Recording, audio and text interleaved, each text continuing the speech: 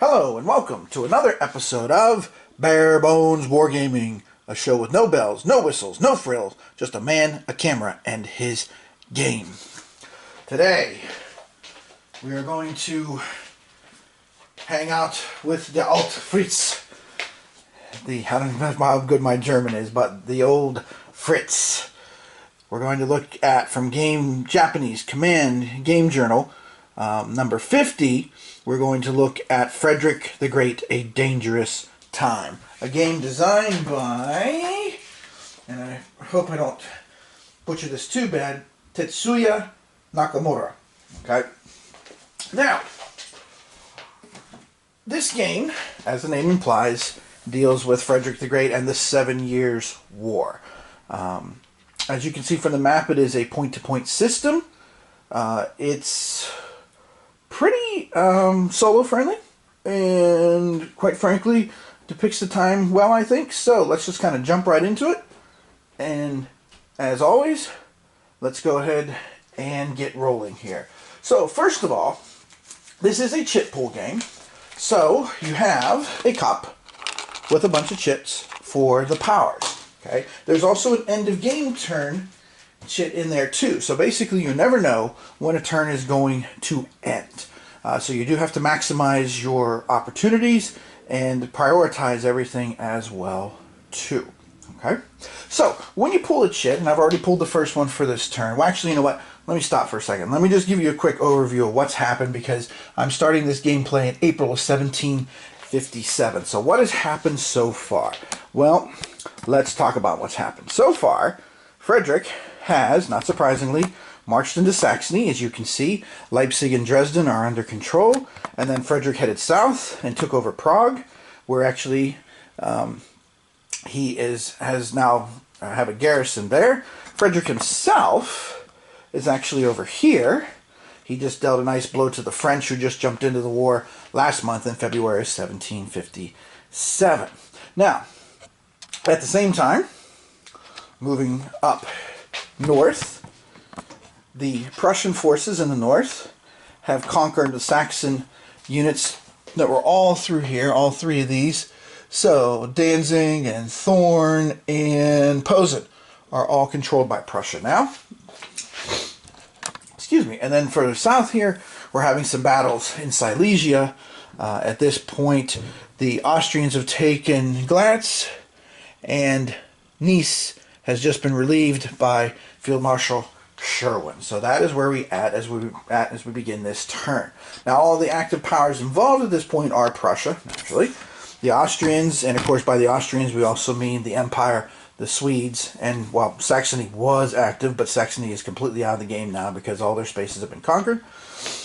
And we also have the French involved too, and the British have just entered the fray as well. Because if you know things about the 7 Years' War, basically Frederick was supported by Hanover and a lot of subsidies from the British, while he did most of the fighting and marching and battling, running back and forth, hither and thither, all over the place, almost like a chicken with his head cut off, but obviously a very smart chicken, because he was able to survive and hang in there. So, arrayed against a coalition that consists of France and Austria and Saxony and the Empire, and eventually the Russians, who are going to come in here next turn in this game, which hopefully will be part of this playthrough. We'll see how things go. Okay, so that's where we stand at here in April of 1757. The game turns are 1 month apiece. Okay, there are winter turns. Winter turns are, let's zoom in here real quick.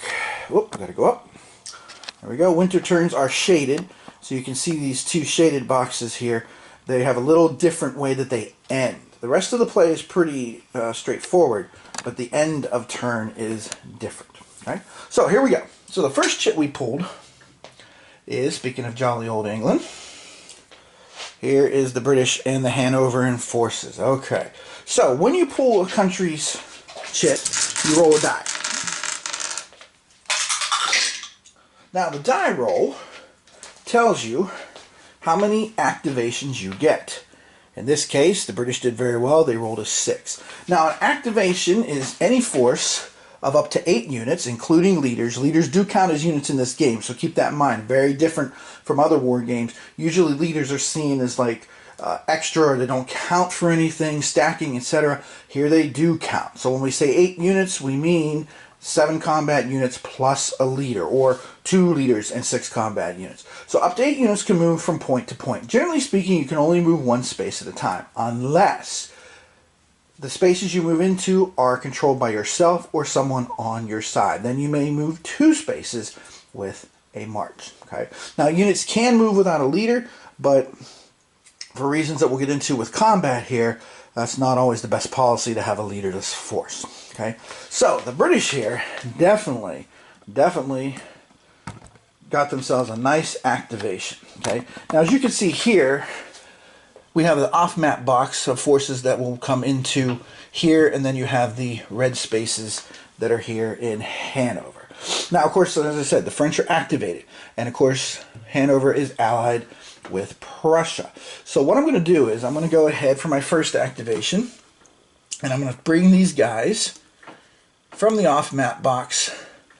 I'm going to bring them in, but those are blue lines. Okay, now the blue lines, you can only move 1 unit, okay, across it per activation. Those are sea lanes, so that's a little different. The black lines, which is most of the lines on the map, by the way, the land lines, if you will, those ones you can move the 8 on. So I apologize. Typically, you do mostly land movement here. There's very few blue lines in this game. To be honest, the only blue lines are up here, these ones with England, and then you've got a blue line connected to Sweden. That's it. So, blue lines, 1 unit per activation can be moved. Land lines, the black ones, up to 8 units here. Okay, so basically what I'm going to end up with, and it's a good thing I did roll a 6, is I need to bring a bunch of British units onto the continent. So let's go ahead and do that. I'm going to bring them in here into Hamburg. So I'm going to bring a leader, that's 1, and a combat unit, 2, 3, 4, 5, and 6. So I've got 6 units here ready to roll. Okay. And the combat units, I'll just zoom in here for a second on the combat unit. They're nothing special, okay? Basically, they're just, well, to show you here with one with Frederick, you know, it just tells you the country. There's the name and the color, that's it. Combat is basically a to-hit format, which again, we'll get into here because I'm sure inevitably, invariably, with Frederick running around, we will end up going into battle, okay? Now, activation, the other thing you can do with an activation is you can flip a unit that is depleted, disorganized, however you want to put it. You saw there with the Frederick space, there were some units flipped over on their white side. For every activation you use, you can flip units over. Now, the restriction is they cannot march that turn. If you do flip them over into space where we already have a siege going on, so long as there's another unit in that space that you can activate for the siege, they may participate in a siege, but they may not march. Okay? So, so the British bringing some troops onto the continent, which is good, because we're going to have to keep track of and harass that French flank. Okay. All right, now who's up? All right, so we have the Austrians. And of course, the Austrians include Saxony, the Empire, and Sweden. So, let's roll a die. Let's see how many activations they get. They only get 2. Ooh, not very good. But if you know anything about this time period, Frederick's opponents had a hard time kind of coordinating themselves, and actually, quite frankly, had a hard time keeping the pedal down, too. If they'd have been a little more relentless, Frederick would have never survived. We probably would not call him Frederick the Great today.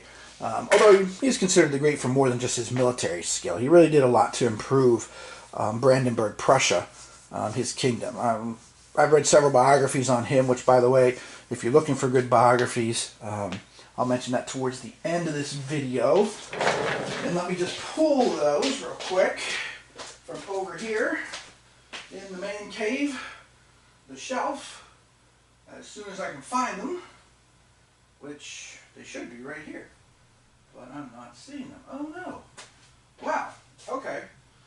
I'll just have to try to remember the titles then, I guess, because they're not where I thought they were. Huh. Well, that's a bummer, man. Alright, no worries. I'll go ahead and share that later. So, actually I'm going to just do it now. Frederick the Great, magnificent enigma, by Asprey, and then there's also Frederick the Great by David Fraser, which is also an excellent book too. Okay, now back to the gameplay. Sound like the ABC School Saturday thing. Back to our story. So 2 activations is all we get here for all these Austrians. Okay, now we do have some trouble here. So what I think I'm going to do for the Austrians, since their situation right now, again, they have captured the 1 fort, so I could activate these guys and drive them north. I could activate these guys up here and try to lay siege to Prague, because of course the Prussian armies were away dealing with the French. Rossbach, anybody? Alright, you know what? Let's do that for 1 stack. So I will activate these guys and march them up this line here to here. Okay? Now game spaces begin the game controlled by the country whose color they are connected to. Once you occupy a space that is not yours, like all these Saxon spaces, notice I had to leave troops behind. Just because you moved the last one to move through a space does not allow you to control it. Excuse me. So yes, the law of strategic consumption is a big thing in this game. You have to plan ahead, and you are going to have to leave troops behind if you want to control that space to communications. Okay. And speaking of which, I'm sorry. Each turn, the first thing you do is check your communications. You have to be able to trace back to a red space. Okay, so here, these Austrian forces, I could easily trace back to Vienna. The only thing that blocks it is enemy units that are there in the space. The exception, if you have a force that, of course, is besieging a fortress and enemy units are inside the fort, then you don't have to, that won't disrupt your line of communications. Okay. That's, you know, they're masked, they're under siege, they got their own problems worrying about their food and supplies, okay, because most of them are not going to be as lucky as the Knights of Malta, who, you know, when they were in big trouble, were like, dude, we're almost out of water. Somebody went down in the basement and miraculously found a well of fresh water that suddenly sprung up out of nowhere, okay.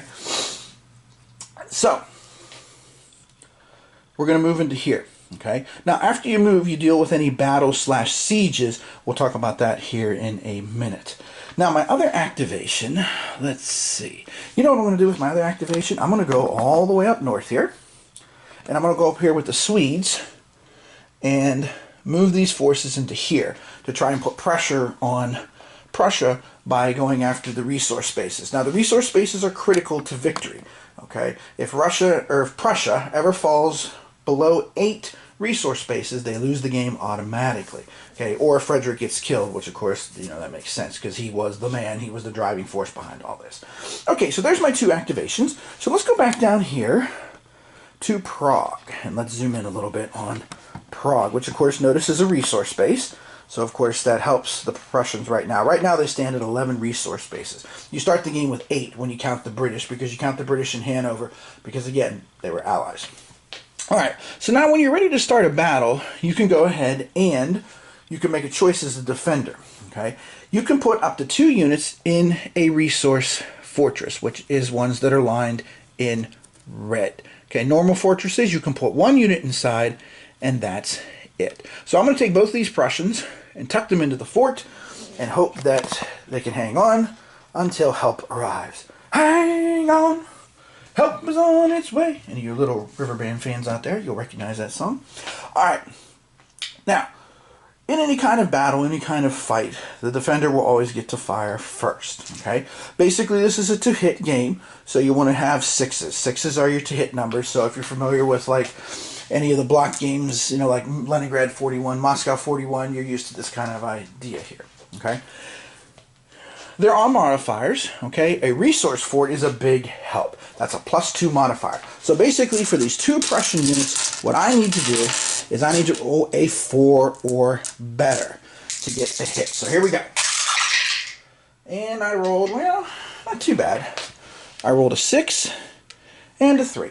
Okay, so the Austrians will be taking 1 hit. Now, combat is not simultaneous. Okay, and the defender always gets to fire first. And that will basically result in a damaged unit. Now, damaged units cannot fire. Okay, so when a battle's going on, as your units get hit, you're not going to be able to roll dice for them, so keep that in mind. At the beginning of each round of battle, you'll have a choice. You can either fight or you can retreat. If you choose to retreat, you may retreat to any friendly space that is nearby. Not Doesn't have to be the space that you originally attacked from, like is the case in some other games. Alright, so my Prussian's not too bad. Now, usually leaders will give a bonus, but that's only in field battles. No bonuses in sieges. So what I'm just going to do is total up all the Austrian forces, including the leader. You do roll a die for the leader. Okay, again, leaders are a little different in this game than you see in some other games. Okay, so we have 1, 2, 3, 4, 5. We have 5 Austrians laying siege, and they need 6s. So let's see what they get. So we'll break this into 2 groups. Alright, so I rolled 3, and my 3 dice for the Austrians, wah, wah, wah, no hits. Other 2 dice, survey says, wah, wah, wah, oh, bad news for the Austrians. No shoes, no shirt, no service, no dice. So, the dice did not do well for them. Now, the siege will continue. Okay, whenever they can have a chance to activate again next turn. Now, units that are under siege can stay there basically forever. What they can't do is, once they're hit, they cannot recover. Okay, so basically, you know, that's like the wear and tear of the siege. And of course, sieges were long drawn-out affairs at this point in time in history. If you know anything about it, Frederick's actual siege at the beginning of the 7 Years' War of Prague, his siege of Prague actually failed at first because he couldn't get it concluded before winter set in. This was, of course, was a time period when armies went into winter quarters because it just, you know, disease and the elements, just too much, would just decimate your army, sometimes literally decimate your army. Okay, so there's the Austrian activation. All right, let's go back to our cup. Whoops. All right, here we go. Round and round she goes. Where she stops, nobody knows. And boom! Aha! Here comes the old Fritz. Prussia. Now, Prussia, because of Fritz, has a little different approach to this. You do get to roll 1 die as the Prussians, but you get to add 2 to it. So, 6, that's going to give Prussia 8 activations. Cha-ching! That's huge in this game. Okay? Now, one thing I will say about activations and recovery is this. You only get new forces at the end of winter turns, after everybody has gone through, or whenever the end of turn marker is drawn, because as soon as that comes out of the cup, turn's over. Okay? So you do want to be careful with your units on the map, because basically, if you don't pay attention to that, and every turn, actually I misspoke earlier, every turn is 2 months. It's going to be a while before you get more forces on the map, so be careful with that as you're doing that. Okay? Now, just to show you how the game is played, too, because again, this is mostly, you know, for instructional purposes. I'm not trying to teach strategy or anything like that. I don't pretend to be a strategist. We've been over that. You do also have tactical cards, okay, that you get. Now, you get tactical cards, like this one here, okay, by successfully laying siege to a place, winning a battle. That's basically the 2 main ways you get cards. Okay.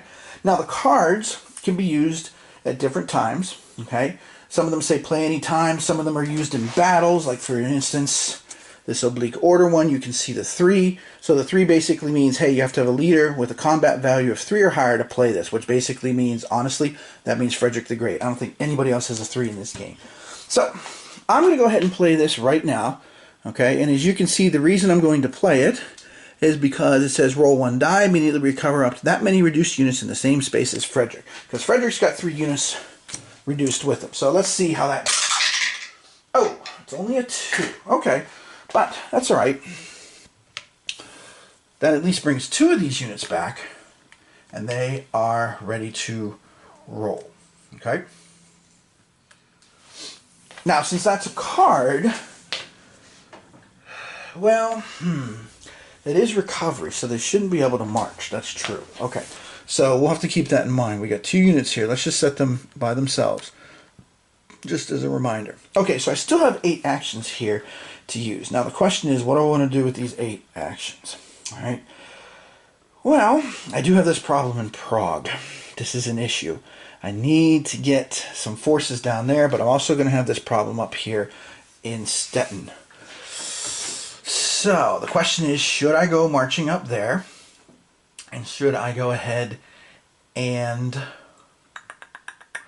try to hit them there. This 8 is actually a little bad because Frederick's units are not in the best of shape. Okay, I would like to show you an example of a battle though. So I'll tell you what I'm going to do. I'm going to come over here and I'm going to activate Sherwin and march down from Nice. And again, if I'm mispronouncing any of these names, I do apologize.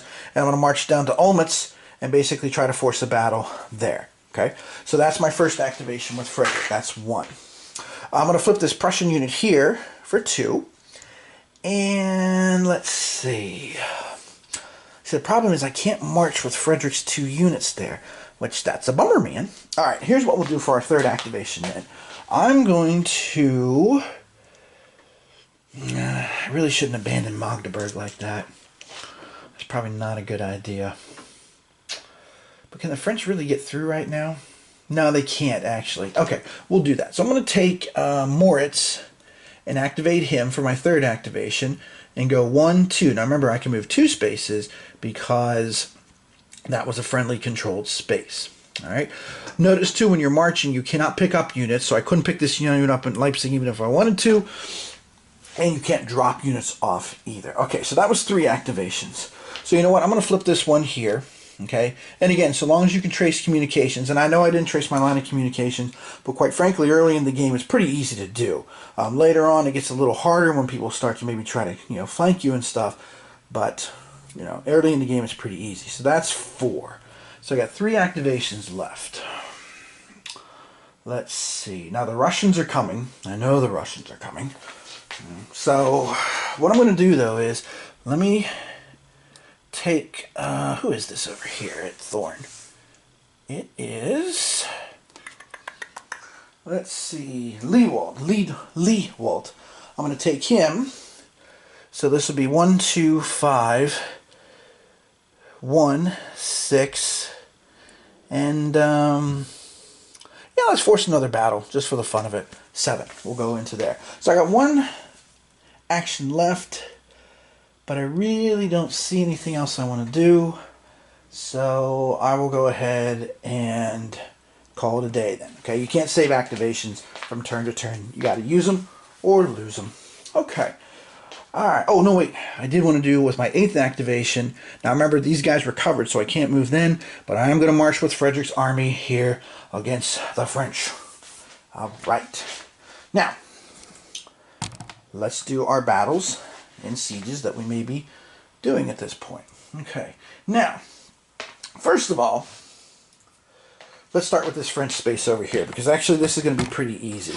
Because since the defender gets to go first, the French, of course, as you can see, they got a lot of white units there, so those units can't fire, so they are going to go ahead and retreat. Now, the only place they can retreat, come back out here, is this friendly space here. This, of course, is Prussian territory, and it does not have a French unit on it. So they're going to go ahead, and they will retreat from that space and go down here to Hessen, okay, to fall back with all their forces, basically abandoning that space, okay. So Frederick outmaneuvered them, okay, in essence. Now, there are tactical cards. Unfortunately, I don't have one that can prevent your opponent from retreating. So if I had one of those, I could have pounded on the French, and that would have been nice, but unfortunately I don't have one. Okay, let's go ahead and let's move over to here and let's see what the enemy is going to do here. Now the Austrian army here is pretty big, but notice there's a stack of white units, there are also a stack of brown units, but I do want to show you a battle. So what I'm going to do is I'm going to go ahead and we're going to fight a battle here. Now at the start of a battle, the defender can declare if he wants any troops to be inside the fort. So I'm going to take these 2 Austrians and put them inside the fort. And what I like to do playing solo is I turn them upside down. That tells me they're inside the fort. Because you can't really flip them over because, flipping them over, basically, they're reduced, which means they can't fight. Okay? Whoops. So let's go ahead and let's switch out from here. And what I like to do is, to mark the space that I'm dealing with, I like to put a big red block down to indicate that. Okay, so we're going to start with a field battle here. Now, if I'm successful with the field battle, then I will be able to prosecute a siege afterwards. I'm pretty sure of that. You know what? I'm going to double check and make sure before we start the battle. But I'm pretty sure that once a field battle's fought, I can go ahead and do a siege as well. But let me double check. That sounds right when I say it out loud, but Let me see. Okay. Let's see. All right. Let's see.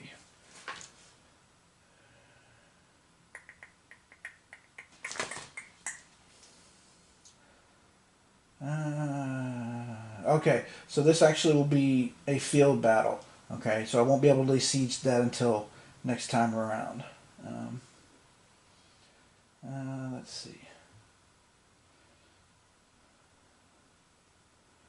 Okay, no, actually, no. Bullet number 6 under Rule 8. If both a field battle and siege are to be fought in a single space, the field battle is resolved first. Okay, so I did put units inside the fort, so we will have both. Okay, so here we go. So let's come over here, and let's look at our battle. Okay, we got to come out. Whoops, out, not in. Okay, there we go. So, we have our 2 armies arrayed here. Okay, we got a lot of Austrians that are already damaged. We got 3 Austrians that are okay, and then of course we have all this Prussian army. Now remember, the defender gets to roll first. There's no combat bonus here because this leader is flipped. So these 3 Austrian units get to roll first, but the caveat is they have to roll 6 because they have no leadership. They have no extra help here, so to speak. So here we go. Nope, no luck. They rolled a 5, a 3, and a 1. So that doesn't do us any good. Alright, now, with leaders, because I do have a couple of leaders here. Okay, so let's zoom in on one leader counter here, or the 2 of them, I guess. And let's just show you what goes on there. Okay, now as you can see here, you got the name of the person, you got Sherwin. Okay, the number of stars tells you how many units that they can give their combat bonus to. So for every star, you can give it to 4, including the leader himself. Yes, you must use it for the leader himself, otherwise he doesn't get the bonus. Now the bonus is this bottom number. So basically with Sherwin now, we need to roll a 4, 5, or 6 to get a hit. So he'll use it to influence 4 units around him. And you can influence other leaders too. Sorry about that. So with Sherwin, I'll have 1, 2, 3, and 4. Now I do have a second leader here, and he can influence himself and the other 2, but that'll be a different set of dice rolls here, because he's only a 1, so that'll be a 5 or a 6. So let's start with Sherwin here. We got 4 dice to roll, and we're looking for a 4, 5, or 6. Oh! Yikes! Disaster! Oh no! No hits! What? Alright, so let's go ahead here with Bevern. He's got 3 units. Oh! Oh no! That's what the Austrians would say. Of course, the Prussians would say. The Austrians would say, oh yeah! Because they did not get a single hit. Now, you can keep going in a battle until somebody withdraws. So the Austrians, they're going to go ahead and try and chip away at this army to try and help their besieged units. Because remember, this is a resource space. So we'll do a second round of battle. Ah, no better for them, a 4 and 2 1s. So we'll start with Sherwin again. 4 dice. This time we got a hit, but only 1 hit. Look at that. 4, 5, and 6. Look what we rolled. Yeesh. Okay, so we will flip one of the Austrian units, because remember, combat is not simultaneous. And then we have these 3 units. 5 or better. Hey, that's more like it. 4, 5, and 6. So that's the other 2. Okay. Now, obviously, the Austrians at this point, with everybody depleted, they cannot roll any dice. So they'll basically say, you know, it's time to take the money and run. Woo, woo, woo, as Steve Miller would say. Now, again, if I had, and I don't, but if I had a cavalry card, I could play it and be like, boom, you guys ain't going anywhere, and then I would get free shots at everyone. But I have no such card. So to quote the dude, that's a bummer, man. So, these Austrians, he who fights and runs away lives to fight another day. So there they go.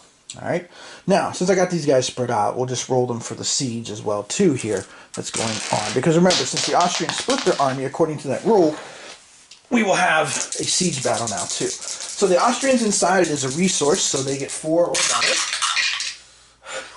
Wow, okay, everybody here must be like military inept in this battle. Look at this. It's a 3 and a 2. They scored no hits. They should have had something.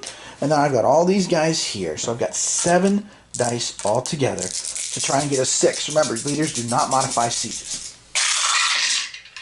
Hey, I got 1 6. That's good news. And I got 3 more dice to roll. Hey, and I got a second 6. Okay. So, let me go ahead and zoom back out here, and we'll go back over to Olmütz, where all the action is happening. So the good news is, both the Austrian units are flipped. Now, I will still have to do a siege again to basically defeat them completely, but you only have 1 siege round per activation, so that's it. So I can't keep going here, because again, sieges were long, prolonged affairs at this point in time. Okay, so situation is looking good there. We'll see if the Austrians will be able to relieve them. Alright, so let's head up north, and let's mark Stettin in the Baltic here. Whoops, sorry. Not Stettin, but the one that's next to it. Okay, which is Anklam. Okay, so we'll take the Swedes down. And I've got my Austrian forces here. Or Austrian, yeesh. Got Austrians on the brain this morning. Prussian forces. Okay. Again, we will have modifiers because we had leaders. And the Swedes get to fight first. Unless, of course, I play a card. But unfortunately, I could play a card. But that's an ambush card that's available. Okay. Now, I do have 2 coalition cards here, but I can't play either one because it's the battle rating on the leader. That's a 1. Those are 2s. Now, what I do playing solo is, for the coalition, if I have cards available, I roll a die, and I have it rounding down. I roll 6-sided die, having it, bleh, and rolling down, or rounding down, to see if they can play a card or not. Because, again, since the coalition was so disorganized historically, I feel that's an accurate representation, in my opinion. Okay, so the Swedes will get to roll first. Then we'll get a +1 bonus to all of these units. So they need a 5 or a 6. Oh, ouch, ouch, ouch. Sting, sting, sting, sting, sting. Yikes, that's 2 hits. So both my Prussian dudes get flipped. Not to sound like Bill and Ted. Now, I have a choice. I can go ahead and retreat, or I could roll 1 die. Now, combat units that are destroyed in battle, they can come back, but leaders never come back, so be careful. If you get a leader flipped, and then he gets eliminated, bye-bye. Thanks for playing. Here's some nice parting gifts for you. Turtle wax for shiny your turtle. It's over, okay? So, because that first round did not go so well, I'm going to go ahead and signal retreat, and I'm going to head back to Stettin, up here. Okay, so we will withdraw to Stettin.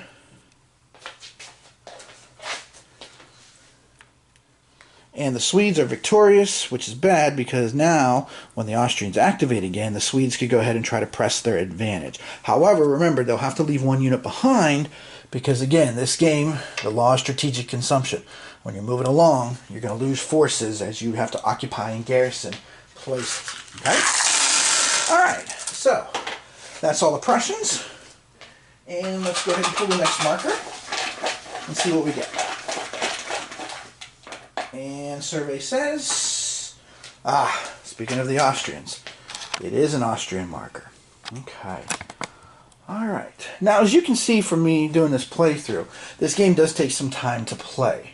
However, it is a lot of fun in terms of solo play. So what I think I'm going to do here is, because I know this video has been going on for a little while now, I'm going to go ahead and basically, I think I'll try to pause it here. I'm not going to make any promises because sometimes it's hard for me when I want to play my game again to be able to film at the same time. You know, life doesn't always work out that way. But what I'll try to do is, if I don't come right back on this turn, I'll try to come back with another sample turn further down the line, maybe when the Russians come in and stuff like that, so then you get the full flavor of the game as the tension builds and as Frederick gets himself, you know, the vice starts to go, the hammer and the anvil begin to drop here. So what I'm going to do real quick to that end this video is I'm just going to roll the Austrians here and see how many activations they get. Hey, they get 4. Not too shabby. That's pretty good for the Austrians. Okay. Alright, so I will come back at some point for a part 2 on this game. But hopefully this gives you a good flavor of how the game works. This game currently is only available through the Japanese game. I got a translation of the rules via BGG member. MMP, Multiman Publishing, is looking at making this. I understand they have the license, but I don't know anything else that's going on with it right now. I think they're looking for playtesters. But I will tell you, if you like this time period, this has become my go-to game on this. I'll just tell you straight up, spoiler alert, this is my go-to game on this now, because especially from a solo perspective, between the chit pool and rolling the die to see how many marches, how many activations you get, it is solo friendly, even with the cards, all that considered. And I don't feel too bad about the cards, because Frederick did have such an advantage on his opponents with his energy and his organization, his drive, his monomaniacal, desire to expand and defend Prussia. That, like I said, my rule about how many cards the coalition can play in a given situation or battle, I feel is an accurate representation. So, this is Tim Korchnoi from Bare Bones Wargaming saying thank you for watching, and we'll come back a little bit later. Again, if not picking up exactly where this left off, I'll try to come back and do another turn after the Russians get into the game, because when the Russians start to pour into East Prussia, that's when things start to get sporty. Then Frederick's going to hang on by his fingernails until 1762, which is a long way away, because if you know anything about the history of the 7 Years' War, when Tsarina Elizabeth dies and her son Peter takes over, he was a huge admirer of Frederick, and the Russians will flip sides. Okay, the miracle of the House of Brandenburg, which, by the way, is a card in the game. So when you're really pressed as the Prussians, you can do that. Okay? All right. As always, thanks for watching, and we'll come back with old Fritz, and we'll see how he's making out. See you then.